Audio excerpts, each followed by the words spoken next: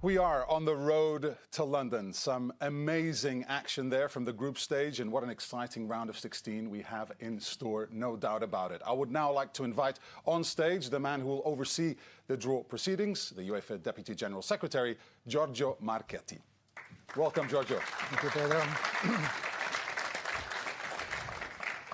Good afternoon to all of you, ladies and gentlemen. A warm welcome to Nyon and congratulations to the 16 clubs who have qualified to this stage of the UEFA Champions League.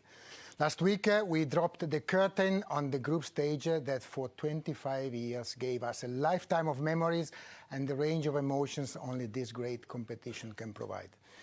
The closing acts of this final chapter did not disappoint, with almost 300 goals scored, including Champions League goal number 10,000, and qualification confirmed only at the final whistle for several clubs.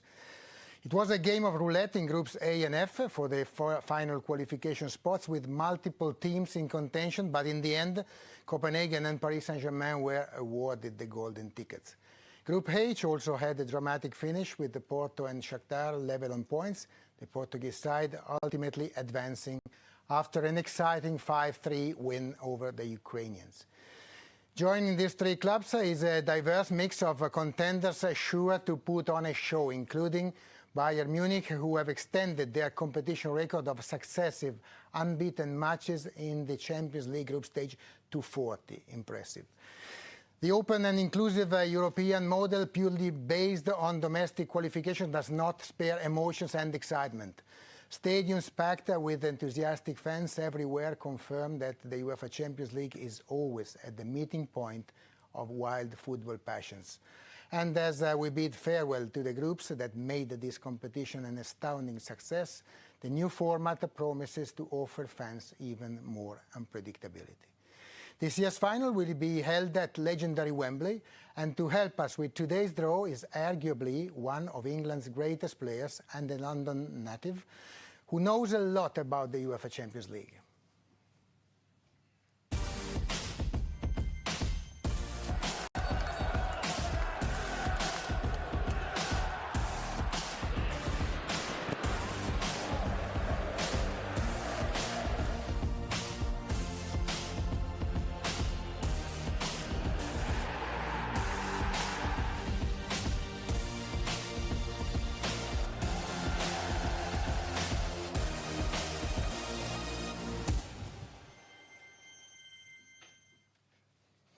Ladies and gentlemen, please welcome on stage the former Chelsea and England captain, John Terry.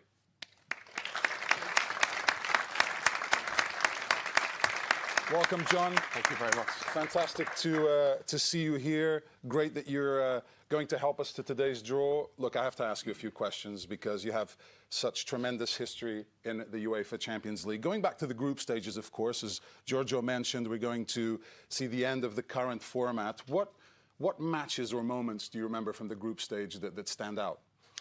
I think for me personally, playing against Barcelona in 2004-05, in my generation, I feel Barcelona was the best team that I've ever faced and had some of the best players in the world. So playing against those players and testing yourself, which was very difficult at times, was great memories. And on that occasion, we managed to win. So kind of leaves a good memory in the brain. You mentioned some of the players that you came up against. As a central defender, a lot of times you had to face, obviously, the main goal threat from the other team. What were some of the toughest guys you had to come up against?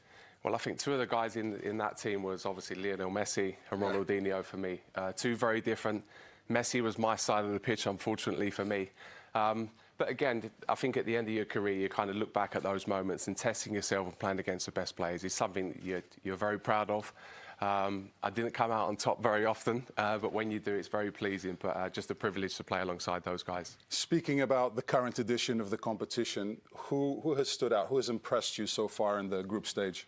I think team-wise, I think you have to look at Real Madrid for me. I think they've been fantastic, probably for the last 7 or 8 years in the competition, and are always there.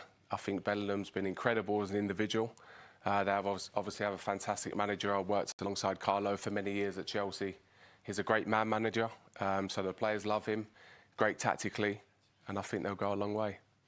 Let's see, I'm going to leave you in the capable hands of Giorgio Marchetti. We're right about to start, but before we do, I'd like to invite on stage as well Tobias Hedgestuck, head of club competitions and calendar, who will go through the technical procedure of the draw. Toby, welcome.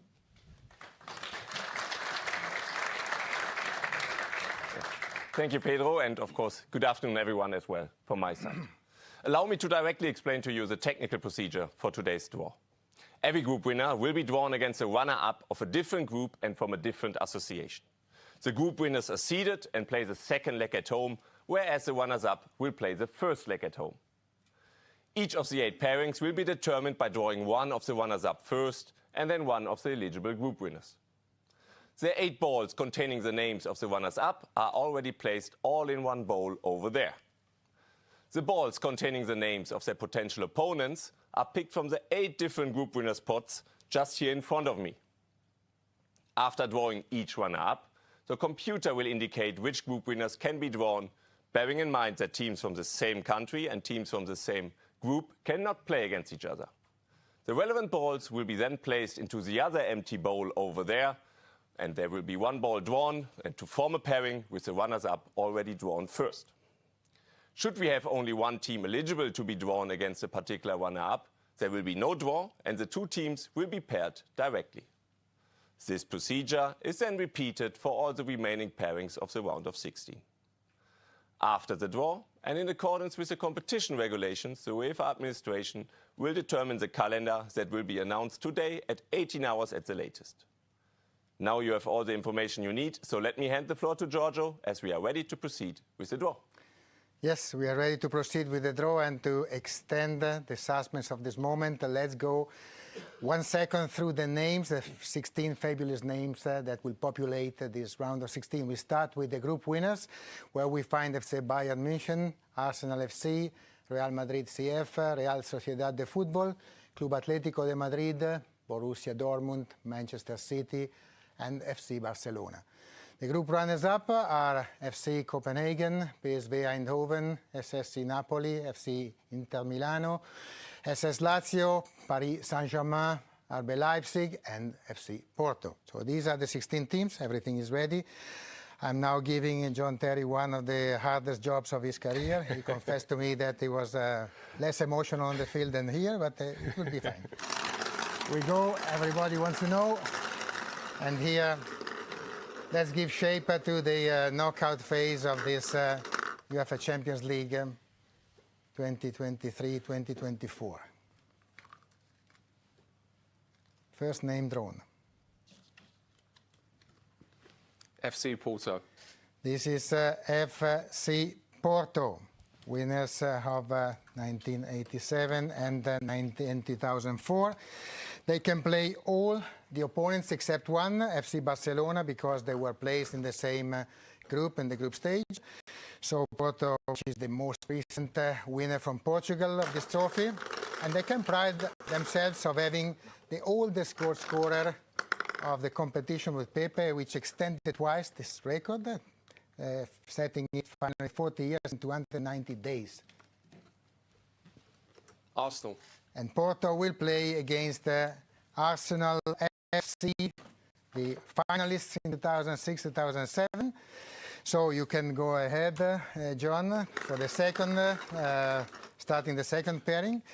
Arsenal won the trio matches, scoring 12 goals and conceding 0.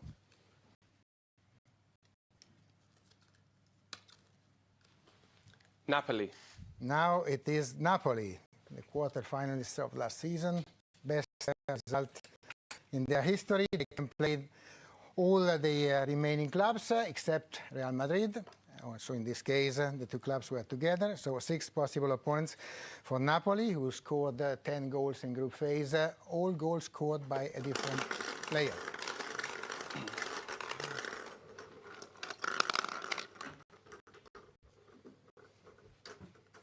So Napoli against FC Barcelona. Napoli versus the 5-time winners of Barcelona, 23rd appearance in the UEFA Champions League knockout stage. We are ready to see the next pairing, John. after Porto, Arsenal, and Napoli, Barcelona. Paris Saint-Germain. And now the French champions, Paris Saint-Germain, finalists in 2020. We must exclude Borussia Dortmund, who played in the same group. It is the 12th successive season that Paris Saint-Germain appear in the UEFA Champions League knockout phase. Let's see who will have to face Paris Saint-Germain in round of 16.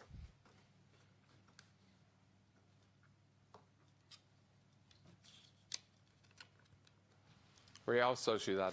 Paris Saint-Germain versus Real Sociedad de Football, which is back at this stage after 2004. You can draw the next team, please, John.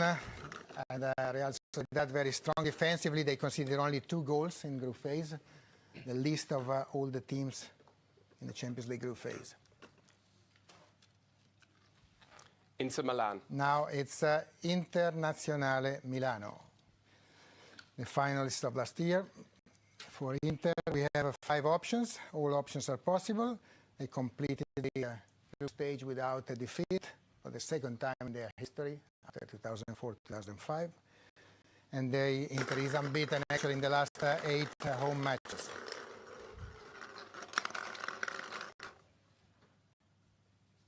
So the opponents of Internazionale are Atletico Madrid. It's Atletico de Madrid, 3 times finalists, Atletico de Madrid, 9 times in the knockout phase in the last 11 seasons. 17 goals scored in group stage, not bad, mainly thanks to their 2 goals, Alvaro Morata and Antoine Griezmann. Eindhoven. And now we move to the Netherlands with PSV Eindhoven. In 8, we have 3 options possible for PSV Eindhoven. It's Bayern, Borussia Dortmund, Manchester City.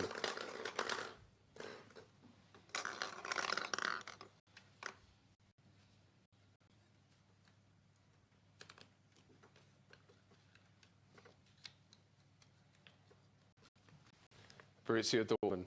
And it is Borussia Dortmund facing PSV Eindhoven. Borussia won the trophy in 1997. We have through 3 pairings to go again.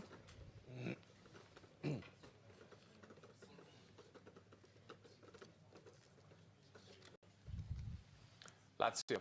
And this is now Lazio, quarterfinalists in 2000. Lazio, we can go with Lazio only 1 club, and that is Bayern München. So Lazio has to face the 6-time winners of Bayern. This means that we have only 2 pairings to complete. John, please. Let's go with the first one.